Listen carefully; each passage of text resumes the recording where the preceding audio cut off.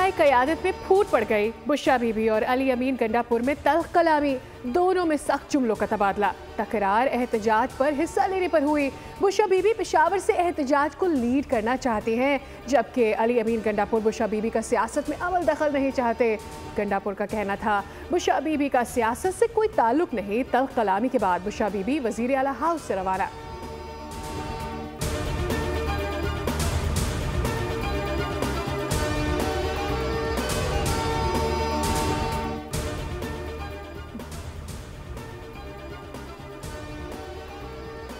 बानी पीटीआई की अहलिया बुशरा बीबी पर थाना सदर ओकाड़ा में भी मुकदमा दर्ज। मुकदमे में दफा 198 समेत दीगर दफात शामिल। मुद्दई ने FIR में कहा कि सोशल मीडिया पर बुशरा बीबी की प्रेस कॉन्फ्रेंस सुनी, जिसमें इनकी तरफ से सऊदी अरब पर इल्जाम आयद किए गए। बुशरा बीबी ने इल्जाम के जरिए मजहबी मुनाफरत फैलाने की कोशिश की। पुलिस थाना सदर की जानिब से FIR के इंदराज के बाद तहकीकात शुरू।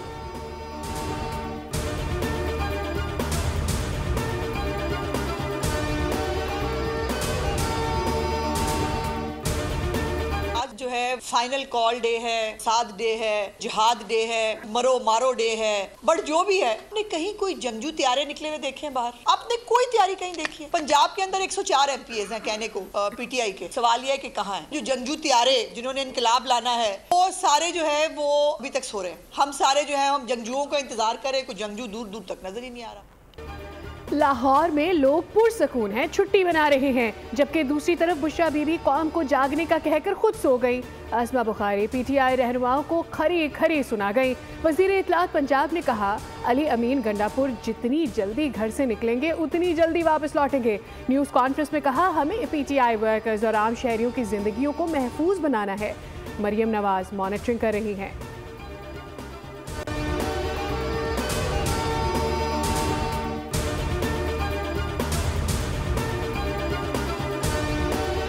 इस्लामाबाद की तरफ मार्च करेंगे, इस्लामाबाद पे यलगार करेंगे, इस्लामाबाद पे हमला करेंगे, इस्लामाबाद को हम फतह करेंगे और चंद मकासद उनके हासिल होने तक मुकम्मल तौर पे हम इस्लामाबाद का मुहासरा भी जारी रखेंगे और इस्लामाबाद में सिट इन भी करेंगे। मैं आपको पूरे वसूख से ये बात बता रहा हूँ कि पिंडी इस्लामाबाद में जो कि जुड़वा शहर है, मुकम्मल तौर पे अमन है। किसी तरह का कोई मुजाहरा, किसी तरह का कोई एहतजाज इस्लामाबाद में आज बिल्कुल भी देखने में नहीं आया।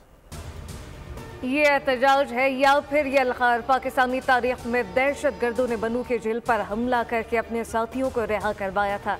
क्या आज तक इस तरह के किसी एहतजाज से किसी का लीडर रिहा हुआ? मुस्लिम लीग नून के रहनुमा तारिक फजल चौधरी की प्रेस कॉन्फ्रेंस कहा कि बानी पीटीआई की रिहाई का रास्ता अदालतें हैं। इंतशार फैलाने वालों को सोचना चाहिए वो किस तरह की सियासत कर रहे हैं।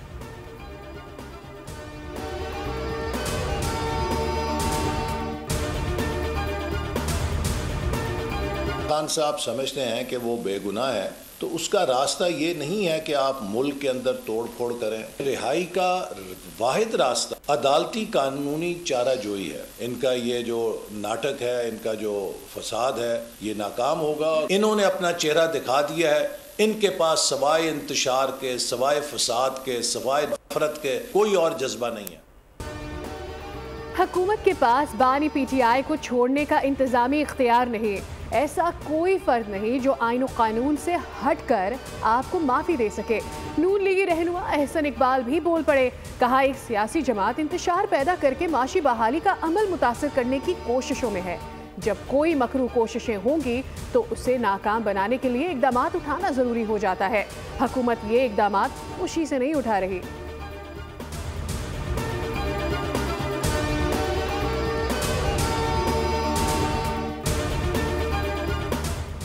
Peoples Party chairman Bilawal Bhutto Zardari का खैबर पख्तूनख्वा के जिला कुर्रम में अमन अमान की महदूद सूरत हाल पर इजहार तशवीश। खैबर पख्तूनख्वा गवर्नर से जिला कुर्रम की सूरत हाल पर रिपोर्ट तलब कर ली। बिलावल भुट्टो ने कहा कि जिला कुर्रम की सूरत हाल महदूद है, लेकिन खैबर पख्तूनख्वा हुकूमत मामले पर लापता है। लोग अपने घरों में महफूज नहीं। बदअमनी के दौरान हुकूमत का खामोश तमाशाई बनना दहशत गर्दों का इत्तेहादी बनने के मुतरादिफ है।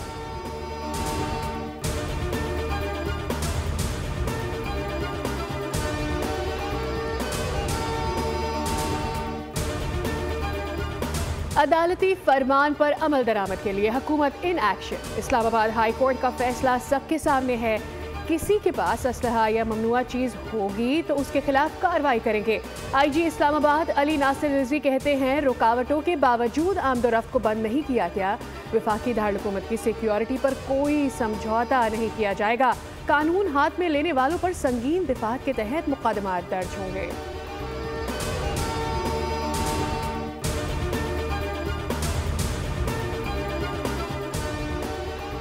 PTI एहतजाज के दौरान दहशत गर्दी का खतरा है। नेक्टा और महकमा दाखिला का खैबर पख्तूनख्वा को थ्रेट अलर्ट खबरदार कर दिया। खारिज का धमाके का मंसूबा है। तमाम मुताल्लिका इदारे दहशत गर्दी से निपटने के लिए हिफाजती इक़दाम करें।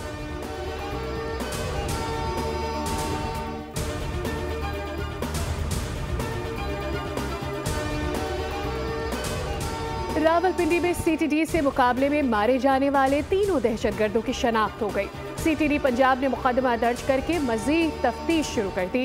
तर्जुमान CTD के मुताबिक हलाक होने वाले दहशतगर्दों का ताल्लुक फितना खारिज से था।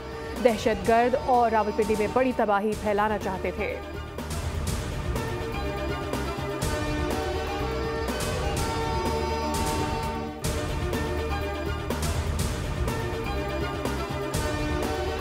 तर्जुमान वज़ारत दाखिला ने इंटरनेट सर्विस बंद करने की अफवाहों की तरदीद कर दी। कहा कि जहां सिक्योरिटी खदशात हैं वहां मोबाइल डाटा और वाईफाई सर्विस की बंदिश हालात देख कर करेंगे।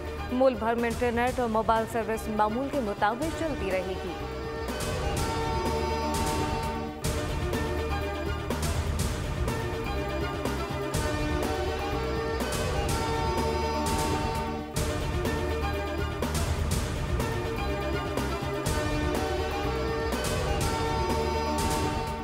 सिविल एविएशन अथॉरिटी ने परवाजें बंद होने की अफवाहें मुस्तरद कर दी। तर्जुमान के मुताबिक परवाजें मामूल के मुताबिक जारी रहेंगी। पाकिस्तान के तमाम एयरपोर्ट्स पर कौमी और बैनुल अक़वामी परवाजें मामूल के मुताबिक जारी हैं। मुसाफिरों को इस्लामाबाद एयरपोर्ट पर रोके जाने से मुतालिक अफवाहें सरासर झूठी और बेबुनियाद हैं। फेक न्यूज़ फैलाने वाले अकाउंट्स के खिलाफ कानूनी कार्रवाई का आगाज।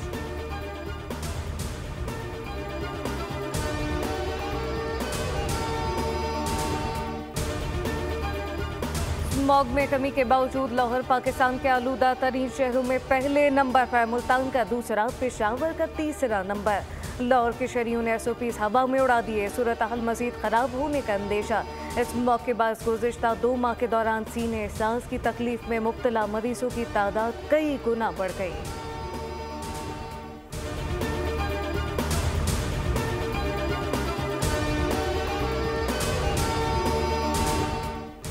इजरायली फौज का लेबनान के मशरक़ी इलाकों में फ़ज़ाई हमला, मज़ीद 24 अफराद शहीद, 45 ज़ख्मी हो गए। हिज़्बुल्लाह ने भी तल अवीव में इजरायली फ़ज़ाई अड्डे को क्रूज़ मिसाइलों से निशाना बनाया। गज़ा पर इजरायली हमलों में मज़ीद 30 से ज़्यादा फ़लस्तीनी शहीद, बमबारी से मस्जिद भी शहीद। इजरायली हमलों से एक इजरायली यरगमाली भी मारा गया।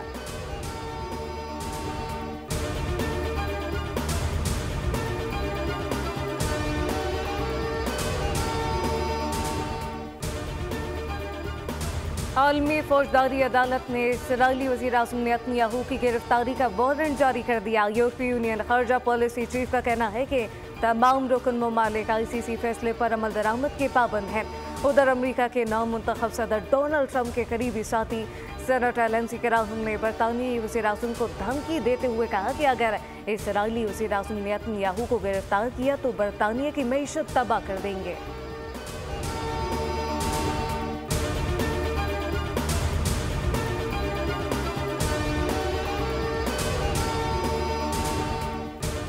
बरतानिया में तूफान के 22 हज़ारों घर बिजली से महरूम। मुख्तलिफ हादसात में 3 अफराद हलाक।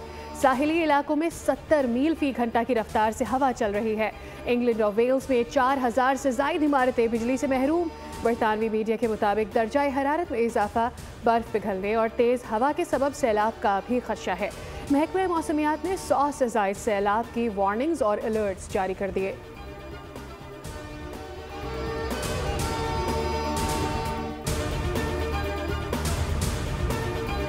स्विट्जरलैंड में क्रिसमस और नए साल के इस्तकबाल की तैयारियों का आगाज। क्रिसमस के लिए बरखी कुमकुमों से मुज़य्यन क्रिसमस मार्केटें सज गई। शहरी बच्चों के साथ क्रिसमस मार्केटों का रुख करने लगे। बच्चों के लिए खास झूले भी लगा दिए गए। शहर की सैर करवाने के लिए रंगों से मुज़य्यन स्पेशल ट्रेन भी चलाई जा रही है।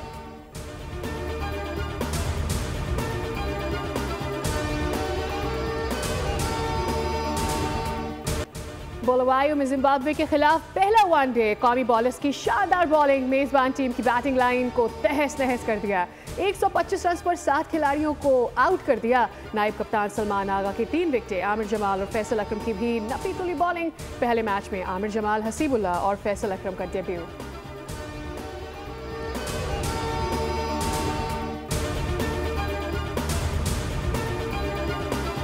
मर जाऊंगी तो लोग भुला देंगे, लफ्ज़ मेरे मेरे होने की गवाही देंगे।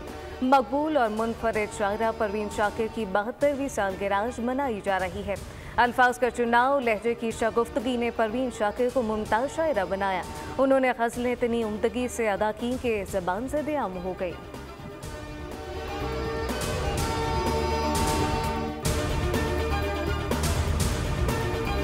सदारती अवार्ड याफ्ता अदाकार इस्माइल तारा की दूसरी बरसी जानदार किरदार निगारी इस्माइल तारा की पहचान बनी। स्टेज और टीवी ड्रामों के अलावा अनगिनत फिल्मों में धाक बिठाई।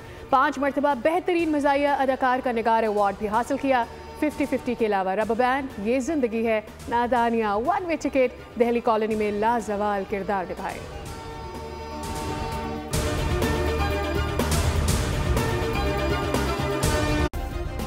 सब्सक्राइब करें और बेल दबाएं ताकि कोई खबर रह न जाए।